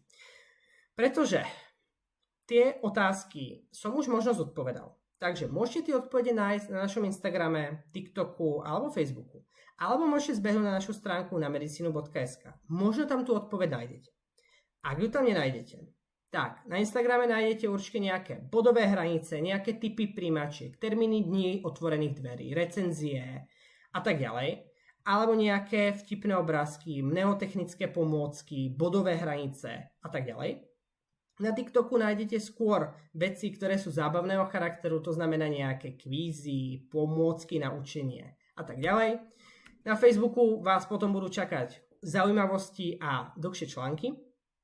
No a keď si zbehnete na tú stránku na medicinu.sk a dáte si tu prehľad lekárskych fakult, tak tu nájdete spracované jednotlivé lekárske fakulty a tu môžete nájsť kopu tých odpovedí z tých otázok, ktoré tam zostali. Napríklad, koľko stojí podanie prihlášky, či príjmačky prebiehajú prezenčne alebo online, aká bola hranica, koľko ľudí sa tam hlásilo, koľko ľudí zobrali a podobne. No a tým pádom sa už dostávame úplne na záver. A tu ešte chcem povedať, že ak to ani na tej stránke nenájdete, tak tie otázky, ktoré ste mi tu napísali, tak ja si ich pozriem a sľubujem, že ich spracujeme vo forme príspevkov, takže tie odpovede tam nájdete. Ak sme to nikdy ešte nespracovali, tak to spracujeme a ak sme to už spracovali, tak to môžeme upraviť, zdierať znova vytvoriť, aby ste si tam tú odpoveď našli. No a ten darček, že ste to so mnou vydržali až úplne do konca, tak ten darček znamená, že čo ste tu a ktorí ste mi dali súhlas, že teda vás ešte niekedy môžem kontaktovať. Pretože tí, ktorí ste povedali, že nechcete byť už nikdy kontaktovaní a nič nechcete odo mňa, tak samozrejme to budem plne rešpektovať a nebudem vám už nikdy písať a nikdy o mne už nebudete počuť, pokiaľ si ma vy nenájdete, ale ja vás kontaktovať nebudem. Ale tí, ktorí ste povedali OK, tak čo môžete dostať je, že robíme online bezplatné konzultácie, ktoré sú samozrejme v limitovanom počte ľudí a prebiehajú v júni a v júli. To znamená, tí, ktorí ste dali e-mail, tak vám príde, že OK, ak máte záujem, môžete sa prihlásiť. Kde už sa môžeme venovať priamo tým vašim individuálnym otázkam. Už neostane žiadna otázka nezodpovedaná. Nebude tam otázka, ktorá zaujíma len vás a nikoho ďalšieho a teraz sa mi tu nedostáva, ale bude na všetko čas. Takže pozor na to, príde vám potom e-mail, miesta sa veľmi rýchlo míňajú, takže kto má záujem, odporúčam zarezervovať, samozrejme nemusíte využiť. No a úplne posledná vec, ktorú tu mám, je, že by som vás chcel poprosiť, keď ešte stále máte ten mobil a písali ste tie otázky cez Slido, aby ste naskenovali QR kód a vyplnili mi tam akúkoľvek spätnú väzbu. Tá spätná väzba je anonymná, to znamená, môžete mi tam napísať dobré veci, môžete mi tam napísať zlé veci, ja si všetko prečítam. Ideálne, čo som rozprával, že vám tam možno chýbalo, alebo čo prišlo, že už je všetkým jasné a že to nemusím opakovať a tak ďalej. Takže ja vám tu nechám ešte tento slajd, tu si potom môžete pozrieť pri skenovaní ešte ten graf napravo, že priemerná úspešnosť prijatia na medicínu býva niečo okolo 30%, ak sa človek učí bez kurzu, a s kurzov to samozrejme rastie, závisí akým. Nám sa podarilo dostať na 88% za rok, 2 roky dozadu, tento rok ešte nemáme vyhodnotený, pretože príjmačky všetky ešte neprebehli. Takže, a týmto posolstvom sa od vás rozlúčim, budem naozaj veľmi rád, ak mi tam vyplníte tú spätnú väzbu a som rád, že ste to so mnou vydržali až do konca, dúfam, že sa vám to páčilo a že vám to niečo dalo a že ste sa dozvedeli veľa užitočných informácií. Majte sa pekne, ahojte!